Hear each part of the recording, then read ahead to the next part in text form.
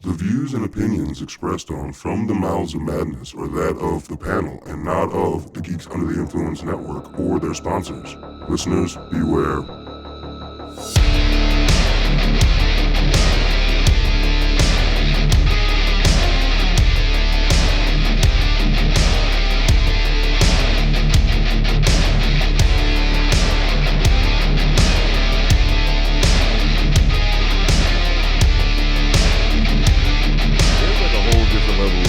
Caliber of like first films that have been coming out.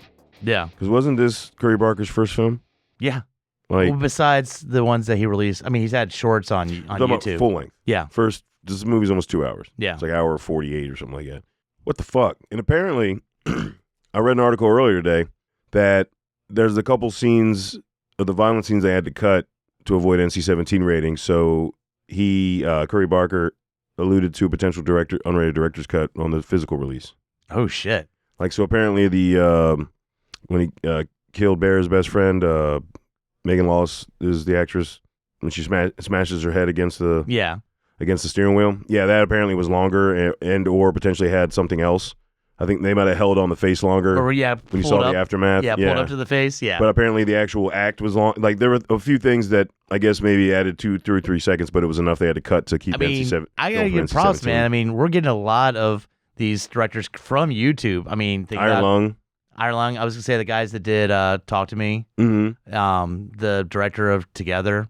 All came from YouTube. Like, no shit. Yeah, I didn't know that. Yeah, did we talk about that? No, on the episode. I don't think we did. No.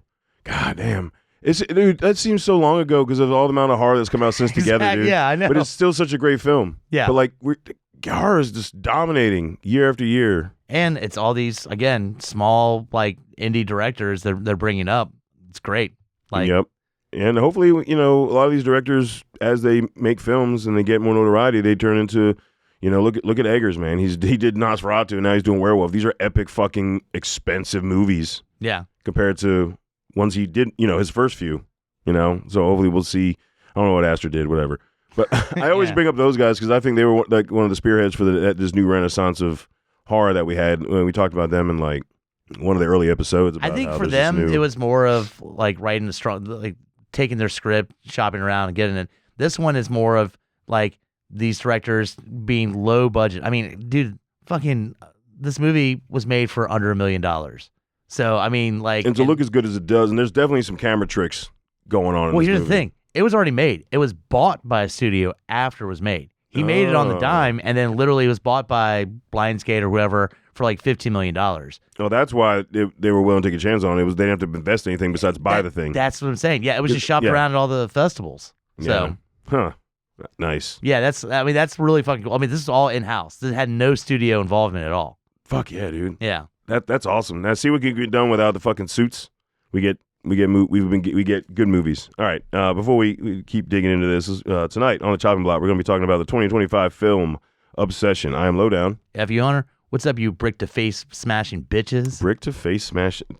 So, just right there. Yeah, because you said steering wheel.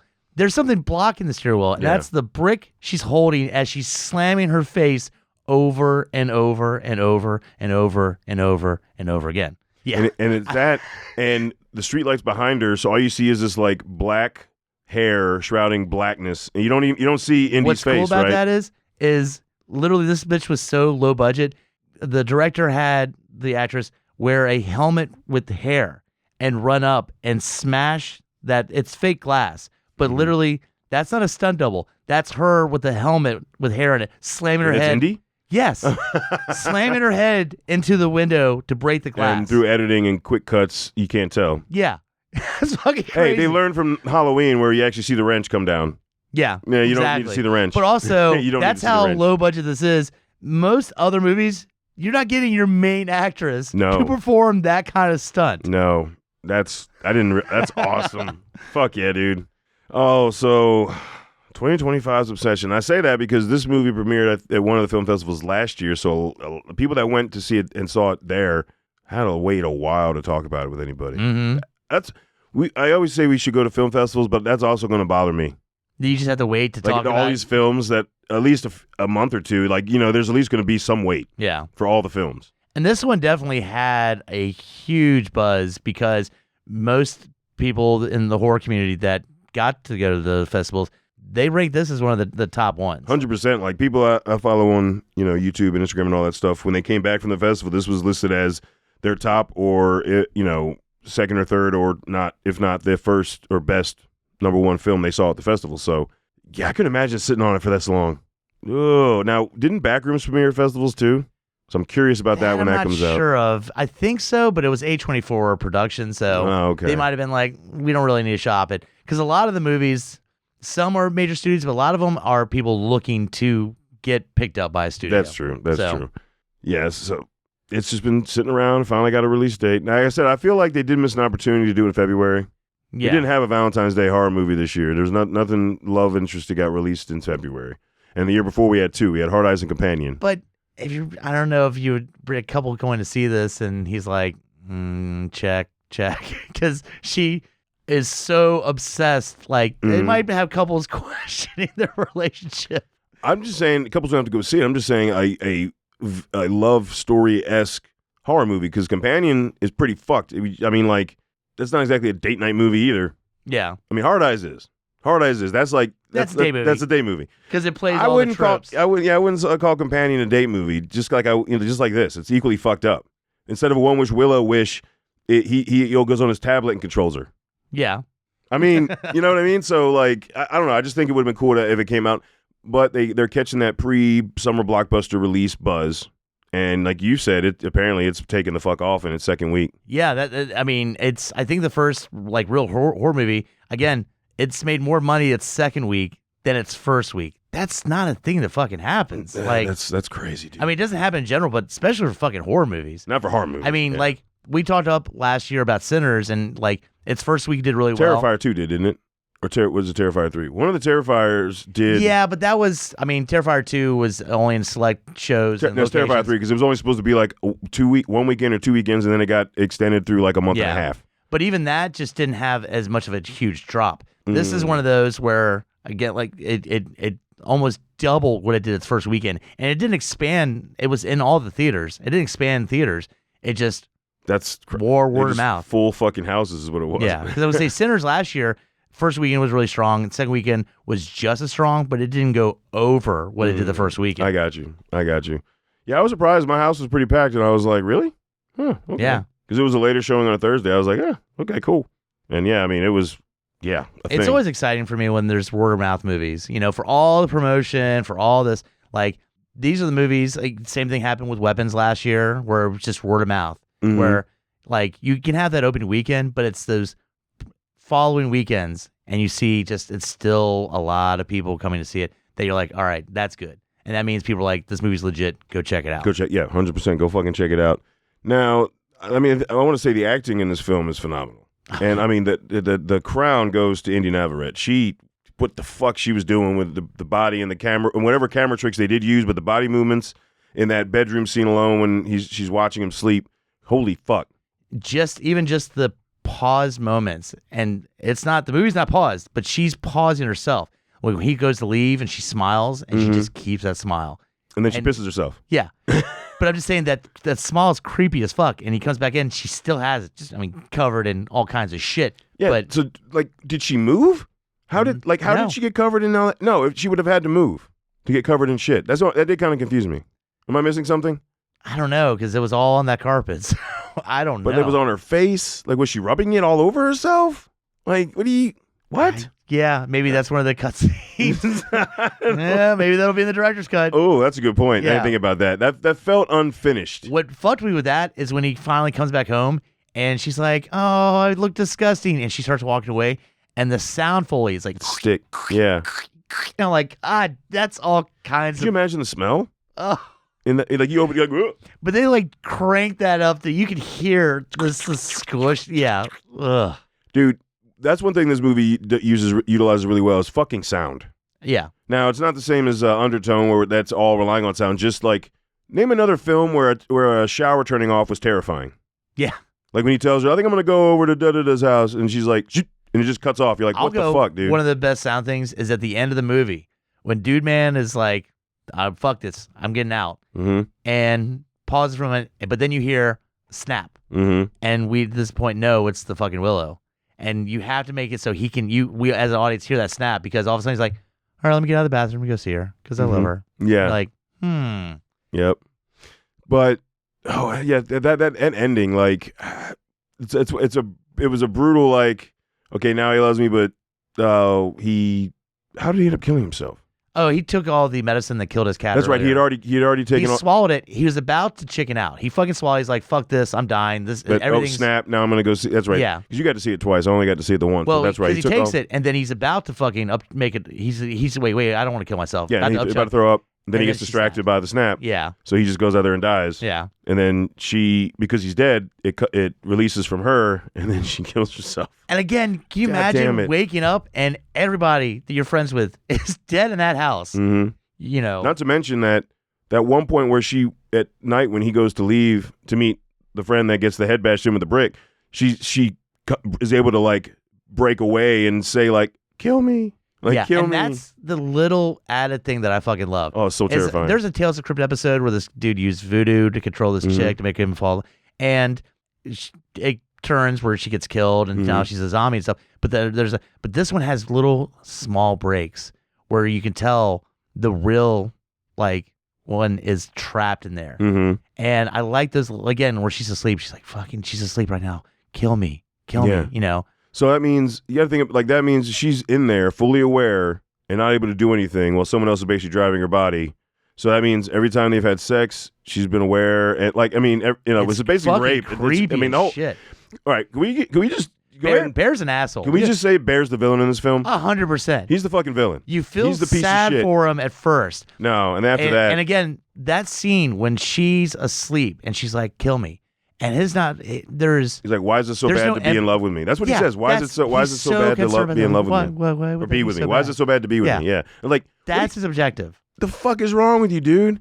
Piece of shit. No, Bear is a piece of shit. He is like, you're right. You feel sympathy at the beginning when he comes home, his cat's dead. He's in love with this girl, and like, it is obsession. Like, she's obsessed with him, but he's the true obsessed one. Yeah. Because he just can't take a fucking hint. Like, if someone doesn't reciprocate the feelings, you fucking move on. Oh, like goddamn! When she kills the chick in the car, and then she goes over and she goes, "This is all your fault. Yeah, this is all your fault. This is what you wish for. This is what." Yeah, she said. I don't know if it was that scene or a scene prior, but there was a time where she says, "This is what you wish for." It's so fucked up. She's like, "I love you so much. This is what you wanted. This is what you wanted. So all this is all because of you." Was that the real her speaking out? Because with the one wish Willow wish weird. One, yeah, like there's that weird sadistic part that's just like, "This is what you wanted, bitch." Yeah. Like maybe that's the frustration coming out of her being trapped. I mean, like, this is what you get. Like, if you're not gonna kill me, this is what you get. Yep. You had your chance. And the friend got it right with his wish though. He's just like, "I want $1 billion." Snap. Like, you wish, like, yeah, sure. I want $1 million. I want $1 billion. I just love that he runs. And he's like, "Hey man, I want $1 billion." Bam. Dead. They did use some. I always think of Hereditary when I think of the hiding against the wall trick. There were a few scenes like that. When he wakes up. Oh, and exit the night. Yeah, and she's in the corner behind the. She's in the corner. And it takes you a minute to focus, and he's like, she's like, "Oh, I'm right here, just in the corner, watch you sleep. Watch you sleep." And then she makes a weird fucking movement, like the fuck, like. So I think that all those movements is a portrayal that the real her doesn't want to do that, and she's fighting, right? Yeah. Because what was that? What was the point of the plant? And she does like this sidestep across the room, and she's got this plant in front of her face. And you're like, is her face all fucked up? And it's like, no.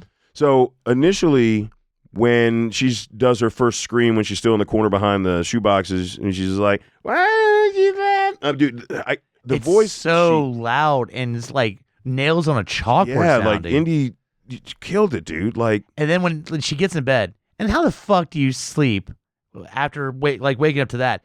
And he's like, "I'm just gonna get up." She's like, and she's like, "Stay in bed!" Like, screams at him. You're like, okay. No, it was like, no. Yeah. Like, what the fuck? Just like at the restaurant, it's like, no, don't do that. That is, again, she does an amazing job. Oh, Because at first she's like, no. And then she starts smiling. She's like, no. And then it's like a panic no. And she stands up and she's making a scene. It's like, no. And he's like, fuck, this is embarrassing. Like, it's kind of hilarious that like she's answering him and then embarrassing the shit out of him. He's like, it's okay. It's all right. Mm-hmm. And But if you look at it, it's because she's so obsessed that she doesn't even. I don't think there's any awareness of that her actions aren't okay or aren't normal. yeah. Because yeah, And then holy shit, when they're at the friend's party. dude. And he pulls out that piece that says kiss the person to your left. And then it cuts to her with the most That exaggerated frown, frown you'll ever fucking see. And then you're like, what's going to happen here? Mhm. And then she just slowly walks around and pulls the chick's chair back and then plants herself. And you're like, and everybody at the party's like, this is fuck. And this is after her reading the fucked up story of Hansel and Gretel. Yeah, dude. Which is just her taking a well-known story and putting what's happening to her. Exactly. Yeah. Like they're brother and sister, but he wants to fuck her. So he uses the power of the tree. You know, like literally she's just incorporating. I'm going to tell you the story of Hansel and Gretel, but the most fucked up version, which is what I'm experiencing. So again, is that the real her speaking out? I think so. Is able to it's break like through? the best way she can do it. Like, yeah. So I guess it's easier for her to break out when it doesn't involve something that directly threatens the relationship and like the love thing. Because like the kiss thing, then Willow, I will call it Willow. The entity Willow took over and was controlling her. Then, yeah, right. So you think that's it? I think it's almost like, I wouldn't say Tourette's, but there's just pockets where she can like just pop out of it. Yeah, she can express herself, and that's a moment where like she can read the story and she's reading it all loving as the controlled version of her, but she's also gonna scream for help in a way, almost like that Rick and Morty episode with Little Rick or whatever, where he's playing songs and he's begging for help, but it's in the songs like, help me, I'm trapped in this body, and like it's like that. Okay. Yeah. Okay. And I love the look. Tiny Rick. That's Tiny Rick. I love the look his friend gives him after that whole thing, where he's like, "Yeah, see, something's fucking wrong." Well, plus when we find out later on, well, yeah, but he was sleeping with her. He was sleeping with her, so it's even more confusing. He's like, "What the fuck is happening?" But like his interest saying like, "Hey, she's going through something, and you're taking advantage of it." And then at the party, he looks over and I'm like, "Yeah, see, you piece of shit." Yeah. Like clearly that she's not okay. Plus, he knows more likely they've talked about her, what her type of relationship she has with Bear, and it's a brother. It's like I love you like a brother kind of thing. There's no romantic interest there. Because I mean, clearly not. She's banging home. She's banging the friend. If there was, she probably wouldn't be banging his friend. Exactly. So yeah, Bear is 100% the villain throughout the whole film. He's the one that brings all this on. He can't control his feelings, and it just ruins like 5 lives. I love the little pockets of comedy that are in this too. Mm-hmm. Like when he goes to the store just to buy the and she's like, yeah. He's like, does it work? She's like, I don't know. Like yeah, people come back and complain. Yeah, no about returns. it working or not working. Yeah. Yeah, it's like, I just no nobody dies. And then when he goes back to the store covered in blood, he's like, but it's someone different. It was a dude. Yeah, he's like, and they're gone. I mean, it works. You just gotta be responsible for it. The first thing they're gone, and it's like, oh no, it's right there. We just moved it up front. And then when he calls them up, and he's just like, is there any way to fix it? He's like, do you want to cancel it? And he's like, yeah. He's like, no. You can kill yourself. You can kill yourself. Everyone's chill, dude. It kind of reminded me of The Substance. You know who the voice is on the phone? No. That's the director. Is it? Trey Barker, yeah. Nice. He's the like, that's no, him going, no. And if you ever see any of his YouTube clips, yeah, he's very like, that's kind of his acting style, because there's a ton of comedy clips with him, the dude that plays Ian, and it's very like, So I was not surprised to find out it was the director doing the phone call. Like I said, the phone call thing, like it definitely gave me like Substance vibes. Yeah. I'm just like, no, you read the rules. You read just sorry. Yeah. Man, yeah. Why is it like? If he'd have worded it differently, it's fucked up to begin with, because he's controlling somebody. He's taking away somebody's autonomy. Fucked up. That's the whole conversation. Because nobody else on the just me. Like she'll love nobody more than me. She said she'll love me more than anything else. Yeah. And I'm like, dude, really? Yeah. Like what? But then there's like these weird fucked up things, like that fucking sandwich. Oh, the cat, dude. Because she's like, hope you enjoy the sandwich. Cat with question mark. Yeah. And then you see the meat's like gray. Oh, when he opens up the oh, god damn. But like, so is that the real her coming out and saying? I think that's got to be the real her. Like, I made you a sandwich, like cat sandwich. Yeah, you piece of shit. Yeah. Eat your cat, motherfucker. Exactly. Yeah. Oh, that was so foul, dude. How do you not taste that? Bro, I'm sorry. You know what the basic lunch meats are? Ham, turkey. Okay, throw in some roast beef. How hold on. How the fuck can you eat that sandwich and tell me that you didn't realize it wasn't one of the 3 main meats? Tuna. That's the only way you can do it, is like some tuna that might have gone bad. But you would still not want to take multiple bites of a tuna sandwich that's gone bad. He ate a quarter of the sandwich. Oh, but it's Dude, so so fucking gross. And even that's like this loving note, and on the back, cat. Yeah. Oh. My little food critic. So that's part. God damn. That's part of the fun of the film, is figuring out, is it her or is it the Willow just being crazy and not knowing any difference? I think it's just, you get what you want there's a spot where I'm going to fuck with you. Again, right after she kills, she's like, this is all on you. This is your fault. Like, yeah. Like, you got me. You got me. I'm going to be with you forever. I'm going to kill the fuck out of everybody else. I'm going to feed you your own cat, but you got me. This is what you wanted. Dude. Again, her performance is fucking it's phenomenal. And I mean, Cooper Tomlinson's one as well. Like, I thought he did really well as Bear. I just hate the fucking character. Oh, yeah. Because he's so sad and pathetic. Mm-hmm. And, like, you believe that, like, if you had a wish, of all the things you could wish for, I would not do. I want her to fall in love with me. Like, he could have done anything else. He could have wished for his cat not to die and get some weird Pet Cemetery kind of shit going on. All these things. But his wish is, I want this girl to be in love with me. So all those different kinds of things is apparently what might be happening, and do it as an anthology movie series. Yeah. With a bunch of different One Wish Willows. Yeah. That'd be fucking rad. Yeah. Yeah, I read an article about that saying they brought up that other people brought up that they used the wish. I mean, we see it work with his friend. Yeah, we see it work 2-3 times. Yeah, his friends, and then hers 3 times. Yeah. Yeah. So I did see read an article where there is talks of continuing and making it a One Wish Willow anthology where we go to different people, different areas, and stuff like that. I read or watched an interview with the director where he really wanted it to be kind of like a whole startup and end the same way, where the original opening was supposed to be the TV, the right way, and then you come down and Bear's crying, and then it just pans down to his cat being dead, and then the end of the movie would be him dead going up to the TV, but it's upside down with the credits. That would have been cool. Why didn't they do that? Yeah, apparently the studio kind of leaned in a little bit that they need to establish why he, like, his feelings for her before he makes the wish. That's the whole scene in the diner with the waitress. Yeah, but yeah, that would have worked. You still could have had that scene. You're talking about, they could have done the opening scene like you're talking about, where it's the cat, and then it just goes to back obsession title card, and then it goes and shows that. I feel like you could have worked. I guess the only order that is, you establish how he feels about her, and then, like, the cat dies, and then you get the call, and he's in such a fucking shit mood because his cat died, where he's like, no. And I guess you couldn't really establish that, where if you did it a different direction, or you went a different route with that. Well, it's his fault his fucking cat died. Why was the goddamn medication where the cat could get it? Yeah, I know. What the fuck, man? You know what? I don't have any kind of medication around where the cat can get to it. Yeah. I don't want to kill my fucking cat. Piece of shit. All right, folks. We're going to wrap it up talking about the 2025 film Obsession. If you couldn't guess, Jesus Christ, that movie was awesome. It was, I've seen it twice. Yeah, so. I wanted to see it. I tried to find a time frame that I could see it before recording. I really wanted to see it again. I'm still going to see it again. I just wish I could have done it before recording. Here's the big question.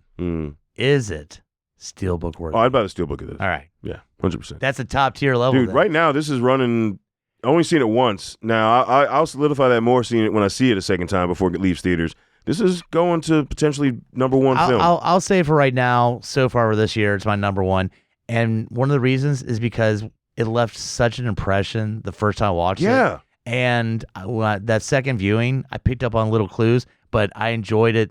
There was no down or drag time or like, oh, this is a part I don't need. I can step out for. Yeah. Every part is so important, and that tells me how good that fucking movie is. And it's the same feeling I had when I watched Weapons last year for the second time. Mm-hmm. Like, yeah, no, same. I did catch Weapons in theaters twice as well, and like, yeah.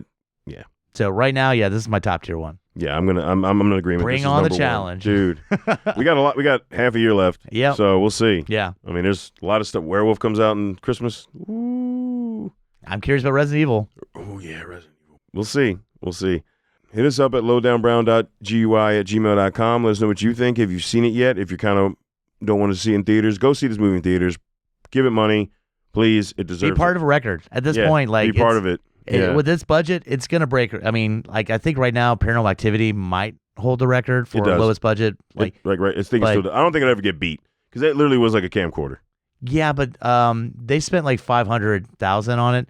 There was like this one was like 750. Oh, So shit. Okay. So if it grosses more, then True. Of course, they have to account for inflation and everything. yeah. But they don't. Yeah. They don't when They it comes have- to these records. Yeah, but that's bullshit then. I know. That is bullshit. Yeah, 'cause but inflation matters. then Gone with the Wind is the top grossing movie of all time if you do that. So yeah, I know. So what? If you base it off numbers versus ticket sales and how much the tickets cost, that's how much it made. I would just like to see this movie just be on top over Paranormal Activity. So I got yeah. you. 10-4. All right. So yeah, let us up if you listen to this before going to see it. I would recommend not doing that. If you haven't seen it, I would hope you did not listen to this episode. This is not something I wouldn't want this movie spoiled for me. Yeah. Yeah. Even though it's not really relying on, there's no real spoilers, like there's no No. twist or anything. So Yeah. So until we talk to you again, embrace the madness.